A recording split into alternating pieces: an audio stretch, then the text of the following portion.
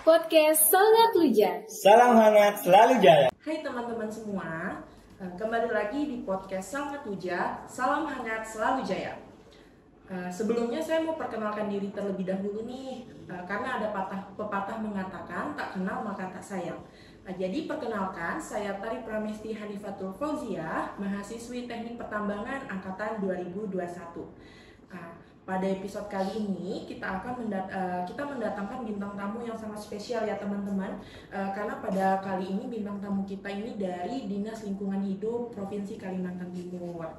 Mungkin kita bisa kenal dulu sama bapaknya. Halo bapak. Halo. Oke. Mungkin kita kenalan dulu ya sama bapak biar teman-teman tahu nih saya bersama siapa hari ini. Ya, nyebutnya apa nih teman-teman ya? Untuk tambang ya. Salam kenal juga. Perkenalkan nama saya Muhammad Wahyudin. Jadi saya dinas di Dinas Lingkungan Hidup di Provinsi Kalimantan Timur. Jabatan saya di pengendali dampak lingkungan gitu ya, kaitannya dengan ya kegiatan-kegiatan di lingkungan hidup gitu ya. Untuk kantornya di MT Haryono, itu di sebelah Dinas Pertambangan juga. Secara spesifik kegiatan saya lebih ke proper, mungkin kalau ada beberapa yang sudah paham ya, program penilaian peringkat industri untuk kegiatan ya baik industri, pertambangan, jasa dan sebagainya, migas, sama yang kaitannya dengan perizinan pembuangan air atau lebih ke limbah juga ada kaitannya, mungkin itu. Oke, mungkin biasanya bapak dipanggil Pak Wahyu ya? Wahyu. Ya Pak Wahyu. Mungkin teman-teman saya mau perkenalkan lagi, hari ini kita sama Pak Muhammad Wahyu, Sarjana Teknik Magister Lingkungan.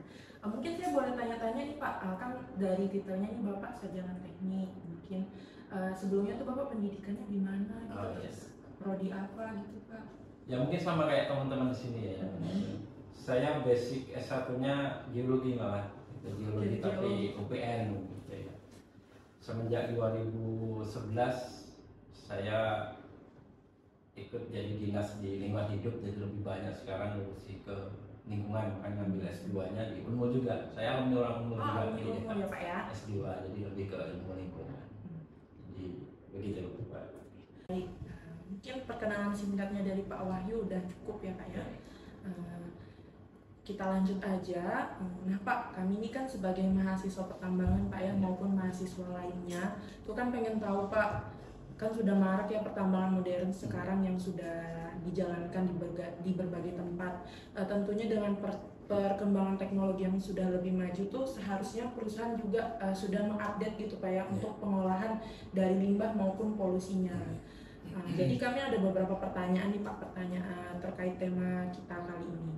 Oh iya, mungkin saya lupa buat teman-teman juga. Jadi pada episode Sangat Luja hari ini kita membawakan tema tentang penanganan limbah dan polusi yang menjadi tantangan dalam pertambangan modern. Nah, mungkin kita langsung aja Pak ya ke pertanyaan yang pertama. Itu kalau menurut Bapak nih, apa sih yang membuat penanganan limbah dan polusi dalam pertambangan modern menjadi begitu kompleks gitu? Basically bahwa kita melihat di Kaltim ini masih ketergantungan terhadap sumber daya alam gitu ya. Ya dari semua sektor sih. Kalau melihat dari sisi kegiatan di hari ini ya pertambangan. Bahkan untuk yang sumber daya alam ini masih menjadi prioritas terutama di Kaltim. Intinya di Kalimantan lah, nggak hanya di Kaltim saja. Baik itu tambang batu bara, kemudian bauksit dan sebagainya, migas. Yang bahkan sekarang lagi banyak berkembang adalah tambang untuk pasir kuarsa gitu ya. Perkembangannya dari sisi peraturan bahwa mengacu ke Undang-Undang Cipta Kerja, kita sudah tahu ya di 2011-2020, kemudian ada revisi dan sebagainya, muncullah namanya Peraturan Pemerintah Nomor 22 itu tahun 2021, bahkan PP 5 tahun 2021. Sekarang untuk yang kegiatan pertambangan batu bara lebih banyak, selain batu bara juga kayak nikel, emas dan sebagainya, sekarang menjadi kewenangan pemerintah pusat KLHK. Jadi dalam hal perizinannya, dari hal operasional sebagainya. Terkecuali untuk yang kegiatan di tambang batuan, mineral bukan logam, itu masih kewenangan di provinsi, jadi ada pelimpahan mengacu ke Perpres 55 tahun 2022. Nah, melihat dari sisi perkembangannya permasalahan limbah gitu ya, kita harus tahu dulu limbah ini kan ada di kategori limbah padat, limbah cair, kemudian limbah B3 atau mengandung bahan berbahaya dan beracun, ada juga yang limbah non B3. Mengacu ke PP 22 itu sudah jelas ya, di situ diatur baik limbah cair maupun padat tadi ada yang sifatnya limbah B3 maupun non B3. Kalau di limbah B3 jelas di lampiran 12-13 kalau nggak salah, itu sudah runut sesuai dengan karakteristiknya. Kita juga harus lihat limbah B3 ini kan dilihat dari jenisnya, karakteristiknya maupun jumlahnya. Nah, kalau karakteristik sudah jelas ya, infeksius, beracun, berbahaya dan sebagainya. Nah, kalau yang ada juga yang dikategorikan limbah non B3 seperti mungkin pernah dengar fly ash, bottom ash di kegiatan PLTU. Nah, itu bisa dikategorikan bukan atau non B3 ketika prosesnya menggunakan namanya pulverizer. Jadi dia kayak model dihaluskan lagi gitu ya, dimana akan menghasilkan fly ash, bottom ash itu cukup kecil, kemudian dia juga pembakarannya lebih sempurna. Beda kaitannya dengan yang ada juga yang PLTU namanya stoker boiler gitu ya, stoker, jadi dia langsung ukurannya masih besar-besar, kemudian pembakarnya tidak sempurna. Nah, tantangannya seperti tadi bahwa semakin majunya teknologi otomatis kaitannya dengan tantangan ke kondisi geografis yang lokasi penambangan lah ya, otomatis.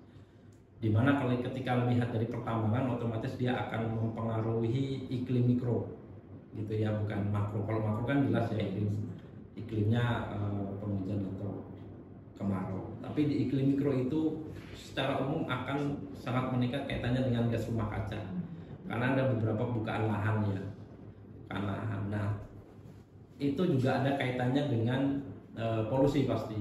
Tetapi di satu sisi memang namanya kita berupaya ya, upaya kaitannya dengan peraturan dan sebagainya, melihat dari kondisi yang ada, kita juga sudah mencoba untuk mengakomodir hal-hal seperti itu, meminimalisasi dampak atau bahasanya adalah dampak hipotetik itu di, kalau mungkin pernah dengar dokumen lingkungan. Dokumen lingkungan itu ada AMDAL, kalau namanya sekarang SKKL atau UKUPL gitu loh. Namanya kalau sekarang PKPLH kalau salah. Nah, itu kita sudah akomodir. Jadi dalam kegiatan rapat untuk penentuan kegiatan kaitannya dengan lingkungan tadi, basically-nya walaupun perusahaan itu sudah punya izin operasional, tapi kalau sudah belum punya izin lingkungan dia tidak akan bisa beroperasi. Semua yang kegiatan-kegiatan atau dampak-dampak hipotetik tadi diatur, baik air, udara, sosial budaya, biotik, abiotik, semua diatur. Ya, jadi tantangannya bagi pertambangannya tadi, satu basic ke SDM-nya dulu. Kemudian kita pernah dengar juga mungkin bahasanya good mining practice gitu ya. Jadi tidak hanya melihat dari batu bara kualitasnya bagus ditambang, kalau yang enggak dipinggirkan gitu ya, atau dalam arti disimpan dulu. Tapi enggak, sekarang sudah mulainya terintegrasi mulai dari feasibility studinya. Nanti situ kan diatur nih tahun berjalannya kapan, sekuennya di mana, nanti modeling hidrologinya, modeling penambangannya dan sebagainya diatur semuanya. Nah, itu ketika itu tidak sesuai dengan FS, nanti basicnya untuk maju ke dokumen lingkungan. Ketika nanti dalam kegiatannya itu tidak sesuai, maka itu harus berubah. FS juga harus berubah. Misalnya di tahun 2023 dia mau main di blok C, sekalian dalam kenyataan di lapangan dia mainnya blok D.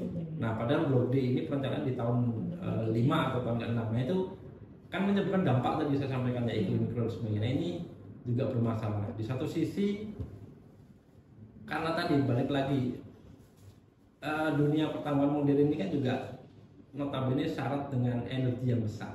Kita lihat bahwa unit-unit alat juga cukup besar dengan tujuan produksi yang besar.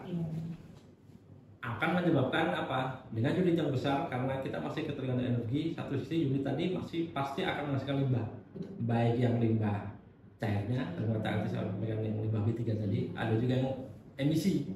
Nah itu kaitannya apa dengan emisi? Ya kaitannya dengan gas rumah kaca yang dihasilkan, gitu ya. Ini cukup kompleks lah, walaupun memang dari beberapa kegiatan sudah mulai alih teknologi, ya ada juga sekarang udah mulai ada yang tambang dalam dan sebagainya, cuma itu masih belum manageable lagi istilahnya.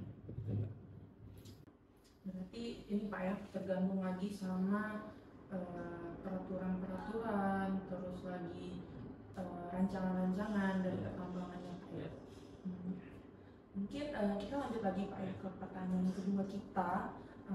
Kita mau nanya nih Pak, menurut Bapak itu kan apakah ada pendekatan inovatif yang telah digunakan dalam industri pertambangan untuk mengurangi limbah dan polusi? Balik lagi tadi, memang banyak sebenarnya kemauan dari perusahaan itu sudah, ya kita paham bahwa seperti nanti mbak-mbak mas-mas ini ketika nanti masuk di dunia industri, ya saya sampaikan nggak hanya fokus ke pertambangan, karena pertambangan ini kan bagian hulunya. Nah, ketika bagian nanti tengah sama hilirnya kan banyak nih. Contohnya di bagian hulu kita nambang, ambil energi. Ini bisa diekspor, bahkan sekarang kalau bahasanya pemerintah adalah namanya DMO, domestic market obligation. Jadi kewajiban perusahaan untuk kalau salah 25% itu harus disetorkan ke wilayah sendiri atau Indonesia. Jadi satu sisi selain diekspor, naik batubara yang ada ini kan untuk kegiatan ya, baik PLTU, termasuk sekarang lagi baru-barunya adalah smelter, mungkin tahu ya, smelter nikel. Jadi karena udah banyak di daerah Sulawesi, maka ada dua sekarang di provinsi, yang di daerah Sangat-Sangat sama di Balikpapan lagi bangun smelter nikel. Itu juga butuh batu bara. Nah, teknologi-teknologi itu salah satunya tadi untuk mengurangi contoh limbah yang fly ash batu mas tadi harus metode pakai full pressure. Kemudian yang untuk kegiatan yang hilirnya ya. Kemudian PLTU, bagaimana untuk mengurangi emisinya atau mengurangi dampak polusinya? Mereka pakai unit namanya ESP, Electrostatic Precipitator. Jadi untuk menampung atau untuk menangkap debu atau emisi yang ada dari cerobong emisinya mereka. Secara teoris sekitar 99,9%. Jadi ya kalau mungkin kalau kita bakar misalnya anggap aja bakar ban, itu hitung sekali dengan adanya ESP tadi itu mas, ya tinggal asap putih aja, dan itu juga volumenya nggak besar. Nah itu contoh salah satu sih. Nah beberapa di kegiatan pertambangan batu bara dari limbah sekarang kalau dulu kan prinsipnya ketika dilahirkan sampai dikubur gitu ya, atau from cradle to grave gitu. Tapi sekarang limbah yang dihasilkan itu bisa dimanfaatkan, contohnya untuk campuran anfo, bahan blasting peledak. Dulu anfo yang dalam bentuk priling atau serbuk yang dari daerah Bontang lah, itu dicampur dengan solar, kemudian dipicu oleh dinamit, meledak untuk menghancurkan litrologi lah ya, untuk AKOB. Nah sekarang boleh ada di aturannya, boleh substitusi tadi solar digantikan dengan oli, tetapi ada persyaratannya gitu. Jadi harus ada kandungan kalorinya berapa, kemudian berat jenisnya berapa, kandungan moisturnya berapa yang akan dicampur. Karena apa dampaknya? Ketika nanti itu nggak dimaksimalkan, datanya nggak dipakai untuk evaluasi, maka ini istilahnya hanya buang limbah. Tapi nggak, sekarang udah diatur semuanya. Baik dari paskanya, baik dari sebelum penggunaan maupun paskanya itu diatur sesuai dengan aturannya. Kemudian di situ juga ada kewajiban pemantauan ya, juga teknologi. Pemantauan udara ya, sekarang dengan teknologi kita kan bisa nih mantau secara internal ya, pakai HP dan sebagainya. Tapi ada beberapa kewajiban juga, mereka harus mantau 6 bulanan atau 3 bulan sesuai dengan kewajiban dalam perizinannya. Jadi turunannya dari dokumen lingkungan itu ada namanya perizinan atau kalau sekarang bahasanya persetujuan teknis gitu ya, untuk kegiatannya. Teknologi ya seperti juga contoh di Hutin ya, KPC, fly ash bottom ash tadi itu dimanfaatkan sebagai tudung untuk litologi yang sifatnya PAF, potential acid format. Karena apa? Kondisi fly ash bottom ash itu sifatnya basah. Bahkan teknologi ini sudah banyak dipakai untuk sebagai studi banding di beberapa tempat gitu. Jadi Kalau dulu hanya manual pakai kapur lah atau tawas ya. Nah sekarang sudah mainannya ke situ. Di satu sisi juga kita mendorong, jadi kita namanya ada program proper tadi mendorong kaitannya dengan produksi bersih atau beyond compliant. Jadi itu dilihat dari efisiensi penggunaan air, efisiensi pengelolaan limbah, baik air, udara, emisi, kemudian termasuk dengan KHT dan sebagainya. Jadi mereka berupaya memaksimalkan kegiatan, bahkan beberapa juga di kegiatan di perusahaan untuk meminimalisasi limbah tadi. Jadi dari alat berat itu ya, alat berat itu sekarang kalau dulu tambang mainannya tower rem ya dari beberapa tempat gitu ya. Nah sekarang mereka di satu unit itu ditambahi unit lampu. Jadi untuk mengurangi tower lamp tadi. Ketika tower lamp tadi kan pasti butuh energi solar, oli gitu ya, filter. Nah dengan adanya jadikan satu di unit tadi meminimalisasi itu banyak. Bahkan kalau menilai nilai absolut ya dari beberapa pertambangan batu bara itu sampai kalau mau menominalkan duit itu bisa sampai juta dan miliar dengan kegiatan seperti itu. Itu ya. Gambarannya ya. Berarti sekarang ini udah banyak Pak inovasi-inovasi buat pengurangan limbahnya. Nah, dari yang saya dengar tadi itu, wah itu keren banget sih, karena selain mengurangi limbahnya, mengurangi juga penggunaan dananya. Ya. Mungkin kita lanjut lagi Pak ke pertanyaan selanjutnya Pak ya. Menurut Bapak lagi nih, kan kita nih pasti di suatu pertambangan nih ada lingkupan sekitar dari pertambangan. Kalau menurut Bapak nih bagaimana sih peran masyarakat dan pemerintah dalam memastikan penanganan limbah dan polusi yang efisien di industri pertambangan? Memang di pembahasan baik FS maupun dokumen lingkungan itu kan pasti ada namanya abiotik, biotik sama sosial ya. Dua hal abiotik sama biotik tadi akan berdampak kepada sosialnya. Ketika dua poin ini tidak berjalan dengan baik pengelolaannya, maka masyarakat akan ramai lah istilahnya. Ya. Kita banyak sekali peran masyarakat dalam hal ini. Jadi sebelum kegiatan itu kan pasti ada sosialisasi ke masyarakat gitu ya. Untuk misalnya saya mau bikin perusahaan, nah kita sosialisasi ke masyarakat. Bagaimana tanggapan mereka? Pasti ada yang positif, negatif. Itu umum lah ya. Kemudian di satu sisi setelah itu kegiatan berjalan kita rapat, kita juga akan libatkan dari peran-peran baik LSM, baik dari masyarakat ya, tidak semua masyarakat tapi diwakili misalnya kepala desanya, kemudian camat dan sebagainya. Itu kita pengen untuk mendorong seperti itu. Bahkan di PP 22 juga sudah jelas diatur bahwa harus ada keterlibatan dari masyarakat karena mereka akan memiliki dampak atau berdampak pada mereka.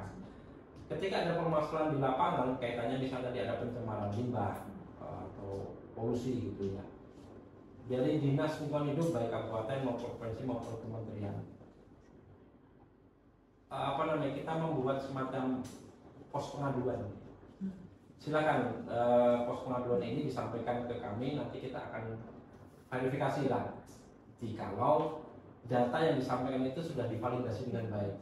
Kadang memang tanda kutip satu sisi orang ya kita masyarakat sudah mulai kritis dan luar biasa mereka yang kita kadang nggak setuju itu kadang mereka lapor ngomongnya masalah lingkungan tapi ujung-ujungnya adalah masalah tanah Kak dan sebagainya. Itu kita nggak bisa, makanya saya sampaikan tadi harus validasi dulu datanya ini. Nah, ketika memang ini udah benar dari peran masyarakat tadi ya kita akan verifikasi lapangan sejauh mana. Setelah hasil dari lapangan kita akan koordinasi dengan berbagai instansi terkait untuk melaksanakan rapat dan penyelesaian. Kalau dari sisi pemerintah yang tadi balik lagi kita ke regulasi gitu ya. Memang ya namanya peraturan ini kan ada yang sifatnya itu visioner, ada yang sifatnya itu pasca gitu ya. Nah yang sifatnya visioner ya udah kita coba banyak. Jadi salah satunya misalnya kalau di PP 22 tadi ada kita mencoba untuk kaitannya dengan rencana perlindungan pengelolaan air atau RPPNA, kemudian perlindungan udara, perlindungan laut dan sebagainya. Kita arahnya ke situ. Arahnya adalah juga sekarang kaitannya dengan peran pemerintah ya tadi. Dulu misalnya baku mutu yang di dalam pembuangan air limbah khususnya itu sudah diatur dalam peraturan yang ada. Tapi kalau seiring waktu sekarang enggak. Jadi sesuai dengan kajian mereka. Setiap tempat berbeda. Karena apa? Karakteristik teknologinya berbeda. Jenis batu baranya yang dihasilkan juga karakteristiknya berbeda. Gitu ya. Jikalau untuk yang limbah B3 sama. Jadi pemerintah juga kaitannya dengan aturan. Kita sudah sekarang makanya dia lebih kontrol semua by system. Jadi ketika saya menghasilkan limbah B3, saya harus punya akun untuk menyerahkan limbah B3 saya kepada pengelola lanjut. Pengelola lanjut itu bisa pengolah, pemanfaat, penimbun, dan sebagainya. Ketika itu di dalam namanya Vestronic gitu ya. Nah, Vestronic itu terintegrasi dalam namanya Simple. Ketika itu mereka nggak punya akun Vestronic tadi, maka mereka akan kerepotan untuk mengelola limbahnya. Karena si pihak pengumpul tadi itu harus punya Vestronic juga. Jadi sekarang limbah yang dihasilkan misal perusahaan itu misalnya 1 ton, nanti kepada pengumpul, kepada pengolah juga masih 1 ton terus. Nah kalau dulu karena masih manual ya, dari penghasil misalnya masih 1 ton, bisa jadi di jalan 0,9, bisa jadi pemanfaat jadi 0,8. Nah itu kita nggak tahu nih hilangnya kemana. Nah sekarang dengan kontrol teknologi yang ada itu, selain juga diatur dalam peraturan, sistematika ini sudah berjalan dengan baik. Jadi itu juga bisa diakses ya, siapapun bisa mengakses. Terutama mungkin teman-teman mahasiswa, kalaupun nanti mau PKL atau apa ke dinas lingkungan, silakan mau melihat data sejauh mana, baik tambang bersih yang lain silakan. Itu bisa diakses semuanya, bisa dilihat gitu. Jadi gitu Pak ya. Mungkin buat masyarakat sama pemerintah tuh kita sebagai oknum dari pertambangan itu nggak sembarangan juga sudah sekarang ya, selain dari regulasi, terus penanganannya yang lebih baik, apalagi sekarang didukung oleh teknologi, diharapkannya itu nanti dari penanganan limbahnya tuh bakal lebih baik. Tapi dari pemaparan Bapak itu berarti sekarang sudah sangat baik Pak ya. Mencoba untuk penanganan yang lebih baik. Mencoba sempurna belum lah ya. Baik. Negara kita ini luas kan. Gitu. Iya, benar. Apalagi oknum-oknum yang tidak bertanggung jawab, itu yang membuat jelek nama pertambangan yang sebenarnya sudah menyesuaikan dengan regulasi yang ada. Mungkin ini Pak, selanjutnya nih kan Pak, karena kita sudah tahu nih untuk pertambangan modern yang sekarang itu, mungkin dari penjelasan tadi itu tantangan utama yang mungkin dihadapin dari industri pertambangan dalam penanganan limbah dan polusi di masa depan. Terus apa harapan Bapak buat perubahan positifnya? Ya, balik lagi ya, bahwa tantangan di kegiatan industri pertambangan terutama, basicnya balik lagi kita ke energi. Ketika gampangnya gini, kita mau biar nggak lapar aja butuh energi gitu ya. Betul. Untuk membuat suatu masakan butuh energi, apalagi kegiatan pertambangan gitu. Ada beberapa teknologi juga tadi, misalnya saya lupa disebut asam kalau nggak salah. Itu mereka sudah mencoba untuk si unit atau beberapa alat berat itu sudah pakai listrik. Ya. Tapi di satu sisi ya kita kan melihat bahwa nanti ke depan di 2060 ya kalau nggak salah itu untuk yang batu bara sudah zero. Jadi arahnya lebih ke listrik. Tetapi itu tidak serta-merta bahwa menghilangkan energi yang batu bara, enggak. Hanya mencoba untuk alih teknologi gitu ya. Ya sekarang udah banyak penemuan-penemuan bahwa ya kayak seperti PLTS, kemudian PLTA dan sebagainya. Tapi balik lagi tantangannya adalah satu, yang poin utama adalah energi. Ketika energi itu bisa dikonversi menjadi energi yang ramah lingkungan, otomatis kegiatan nanti di setelahnya atau pascanya juga akan mengikuti gitu ya. Nah itu juga berdampak tadi yang limbah dan sebagainya, termasuk polusi emisi dan sebagainya. Nah kalau melihat dari energi ya tadi, toh kalaupun dari listrik ini hanya tanda kutip memindahkan gitu ya, yang dulunya orang BBM di masing-masing motor lah gitu. Nah sekarang bensinnya ya satu tempat aja untuk chargingnya gitu. Iya, Nah, listnya dari mana ya? Balik lagi ke PLTU kah atau PLTS dan sebagainya. Iya. Nah, kalau melihat dari IKN ini kemarin info bahwa mereka lagi mengembangkan untuk PLTS ya, kapasitas 50 mega kalau nggak salah. Nah, itu arahnya untuk yang ke IKN sudah mainannya maunya ke produksi bersih. Tantangan yang lain atau informasinya bahwa itu juga kaitannya dengan life cycle assessment-nya. Nah, kalau melihat dari life cycle assessment-nya, ini kan mulai dari yang gambarannya adalah sustainability-nya lah. Mulai dari source-nya, kemudian pelaksanaannya, kemudian handling-nya, sampai dengan penggunaannya. Nah, kalau dari awal sudah dari source-nya itu sudah ya gambarannya lah, kita tidak mencoba untuk mencadangkan gitu ya. Nah, mencadangkan berarti nanti nggak tahu nih bayi mbak-mbak sekarang atau mas-mas sekarang oke lah sampai dengan 2030 masih jalan. Nah, untuk 30, 40, 46 sampai 60 gimana gitu. Ini juga tantangan kami juga bahwa sebagai pemerintah kan apakah nanti kita mau visioner kah atau mengikuti dari setelah ini gimana ya baru kita bikin aturan. Nah, itu karena kami sebagai penyusun apa ya kaitannya teknis dengan regulasi walaupun nanti yang persetujuan adalah di DPR ya itu sebagai legislatornya, cuma itu tantangan kami. Jadi balik lagi ke life cycle assessment atau tadi sustainability, bagaimana sih caranya good mining practice-nya gitu ya. Cadangan kita cukup banyak, kemudian bagaimana cara kita mengelola, masa ya diimpor terus kan gitu. Benar. Di satu sisi kita butuh sebenarnya energi, nggak usah jauh-jauh lah. Sekarang kemarin Pertamina naikkan harga kan juga berdampak nih. Itu kan bagian energi juga. Benar. Sementara kita eksplorasi di apa namanya di Indonesia juga eksplorasi itu kan perbedaannya 99 banding 1 nih kalau migas ya. Iya. Satu berhasil, 129 nggak berhasil. Itu juga tantangan juga. Jadi kita harus pinter-pinter bahwa ya kaitannya dengan harapan kedepannya juga kita harus pintar-pintar untuk memanfaatkan energi yang ada, berupaya untuk memaksimalkan, kemudian harus melek teknologi, harus menerima ketika ada perubahan. Kalau enggak maka kita akan ketinggalan gitu ya. Walaupun satu sisi kita masih dimanjakan terhadap sumber daya alam yang ada. Contoh dulu hutan, oke, selesai, hutanan kayu, balik kemudian ke batu bara. Nah, batu bara nggak tahu nanti arahnya ke habis ke sini ke apa. Ini sekarang lagi ramai-ramainya pasir puasa, gitu ya. Kemudian nanti apalagi dan sebagainya. Di satu, memang istilahnya Allah ini kan cukup adil ya. Misalnya di Sulawesi nikel, di Kaltim, di Kalimantan batu bara, dibagi-bagi.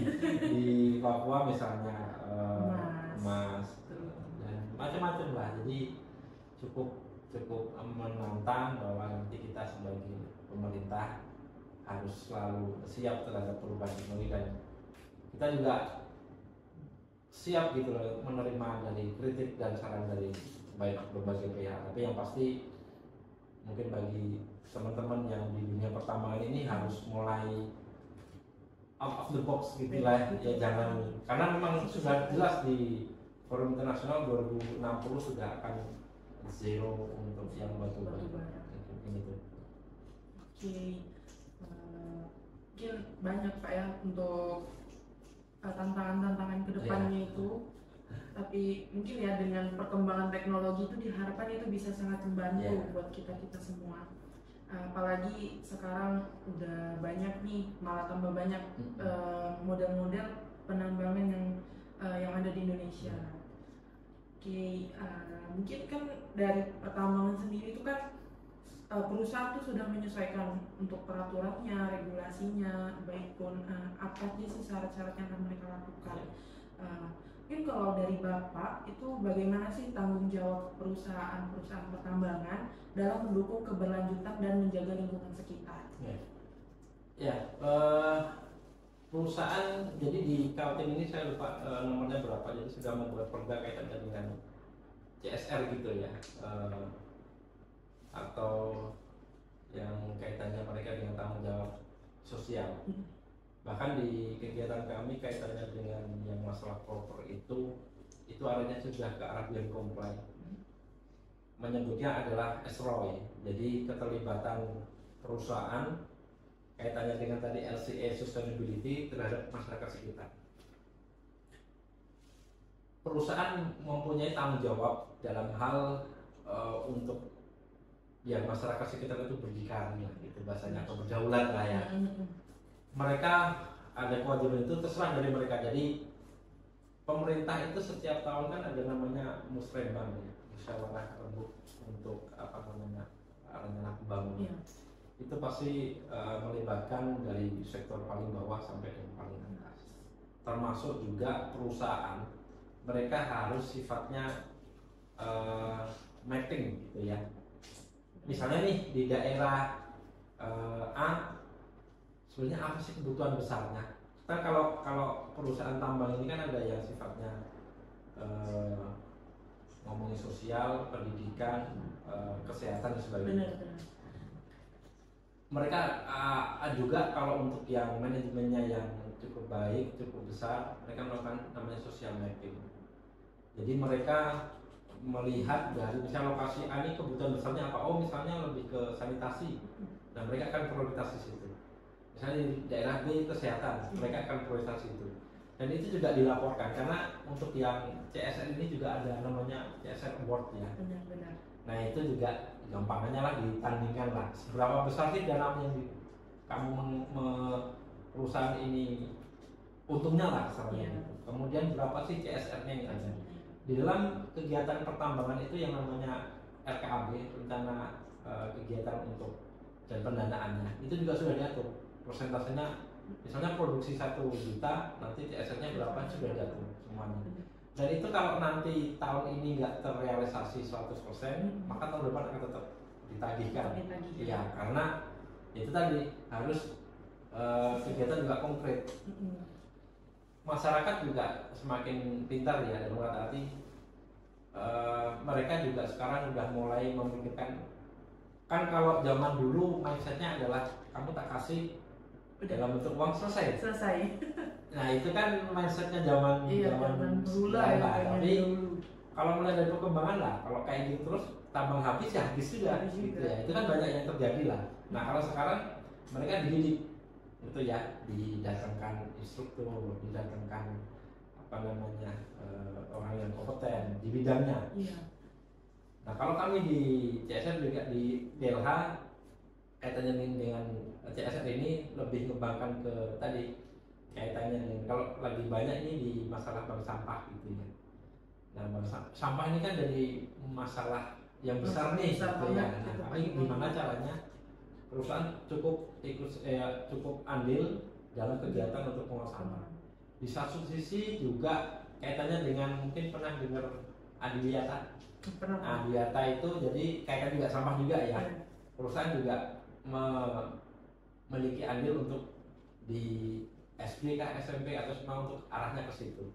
Termasuk juga namanya Proklim, program iklim kalau di DLH ya. Jadi gimana caranya perusahaan itu kaitannya dengan ke hati. Nah, mereka membuat sebuah kampung lah, dalam arti kampung tapi yang peduli lingkungan arahnya situ. Nah itu nanti apa tujuannya? Ya biar berdikari lagi. Kita lihat di daerah Jawa ya. Itu sekarang apa sih yang nggak menjadi trendsetter dalam kata arti? Ya teman-teman mungkin sekarang update masalah Instagram. Nah kita sudah jual jasa lingkungan. Nah kaitannya yang program tadi ke jasa lingkungan. Jadi masyarakat nanti memiliki andil untuk ya selain kalau sekarang perusahaan masih berdiri, oke mereka dibantu. Nanti setelahnya bagaimana mereka kehidupannya? Satu sisi misalnya daerah kebun mereka sudah ditambang, sawah sudah habis. Nah mereka mau arahnya kemana gitu ya? Jadi arahnya ke program tadi. Mungkin itu.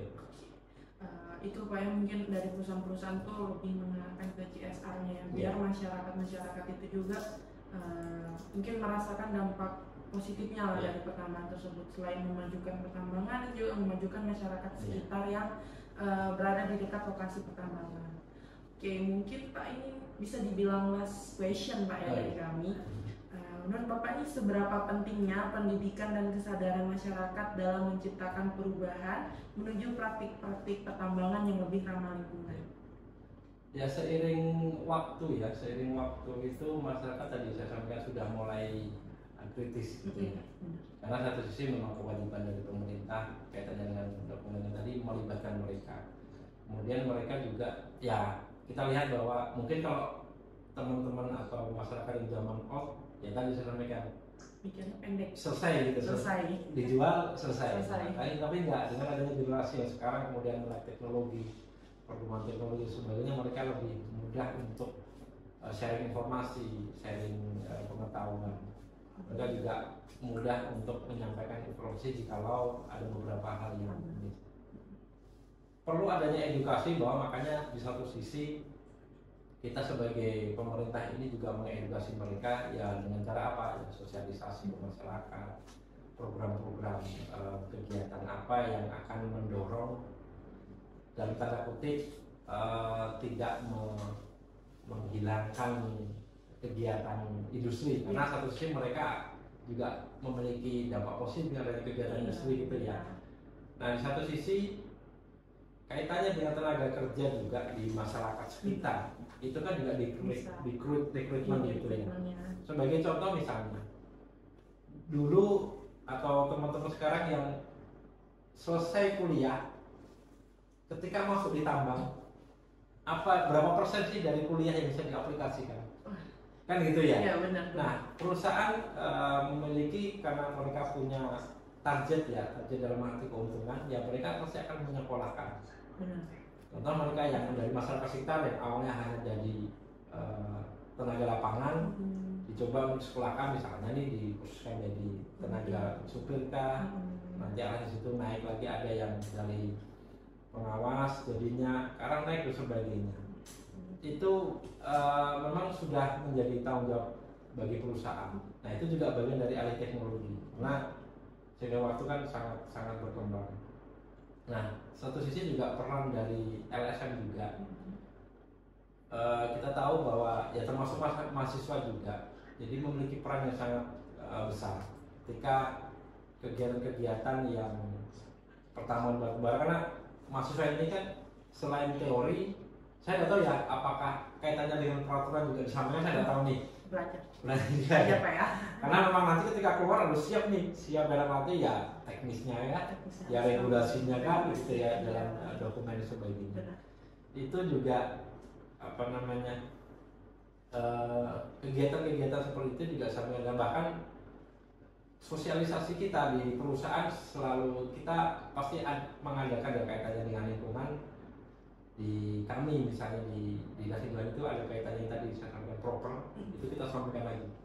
Dan seiring waktu semakin tahun kita dengan melihat dari kondisi, kita coba perketat. Dalam arti bukan perketat untuk menghancurkan perusahaan, enggak. Maksudnya biar lebih aware lah gitu ya, karena ya peraturan berkembang, kemudian kita melihat dari sisi masyarakat juga semakin aware, itu juga masukan-masukan dari masyarakat juga gitu ya.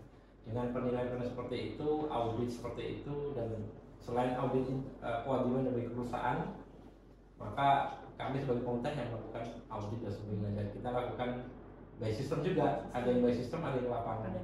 Yang by system yang tadi disampaikan adalah simpel tadi, jadi semua data diinput, kemudian nanti kaitannya baik dari peta, termasuk peta yang masalah lahan, penambangan, perencanaan bagaimana, realisasinya bagaimana, termasuk nanti data citra, data drone, semuanya masuk. Ya, kita akan bisa buka dimanapun, pakai HP sekarang juga bisa. Itu semua data tinggal kita evaluasi, dan itu setiap tahun sekali memang dilaksanakan. Dan kalau di provinsi itu mungkin Pak Gubernur yang akan menyerahkan sebagai rewardnya lah bagi mereka itu dalam bentuk sertifikat dan sebagainya, itu setiap tahun di bulan Juni. Ini Pak ya, tiap tahun. Ya. Oke. Ternyata nih teman-teman dari Dinas Lingkungan Hidup nih dan Pak Wahyu lah sudah menyampaikan nih sudut pandang dari Dinas Lingkungan Hidup.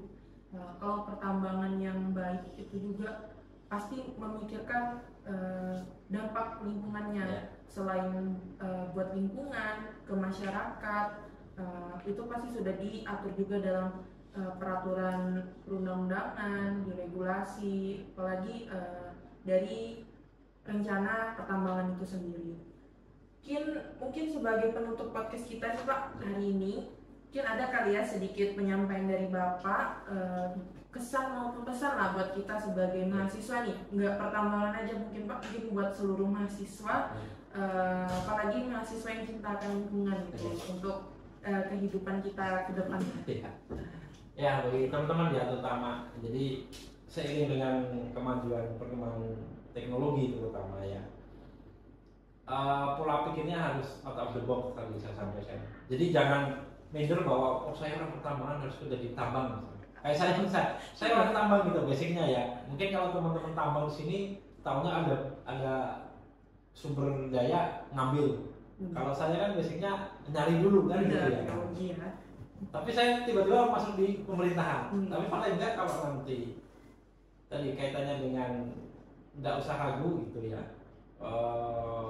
Teman-teman tambang bisa dimanapun bekerja. Yang penting jaga terahnya dari ya zaman kuliah gitu ya. Bawa nama baik ini pasti juga harus melek teknologi dan jangan takut untuk out of the box. Dan itu buat teman-teman ya, jadi kita sekarang jangan takut buat lebih mengekspresikan diri ya Pak ya. Oke, terima kasih Bapak Wahyu, kami ucapkan sudah menyempatkan hadir pada kali ini sebagai narasumber pada podcast Sangat Luja. Besar harapan kita semua bisa bertemu lagi di lain waktu ya Pak ya. Mungkin sekian pada episode kali ini. Semoga semua yang kita dengar maupun diskusikan menambah ilmu kita semua ya teman-teman. Saya juga mohon maaf nih jika ada salah kata maupun kalimat. Jangan lupa like, comment, dan subscribe YouTube channel dari HMTP. Nantikan podcast selanjutnya. Saya akhiri. Wassalamualaikum warahmatullahi wabarakatuh. Waalaikumsalam. Selamat siang dan salam tambang. Salam hangat selalu jaya. Oke.